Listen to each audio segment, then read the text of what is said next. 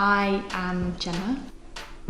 I've always cooked. I come from a family of cooks. I remember hanging out in the kitchen with my grandma and my mum, making Sunday dinners a lot. It was always a nice place to be, and it's where you heard all the gossip. I got into cooking properly when I was about 14 and started just cooking from recipe books. I went to university. I remember watching the first ever episode of The Naked Chef and just being like, wow, this is like a cool guy cooking. And the flavours that he used were things that I'd never encountered, like coriander and chilies and lemongrass. And I just cooked. I made loads of mistakes. I learnt. I read everything I could.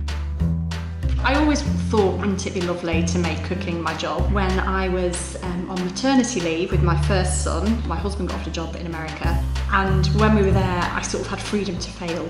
And I just met all these people who couldn't really cook, and I could, and I realised I quite enjoyed showing them how to cook.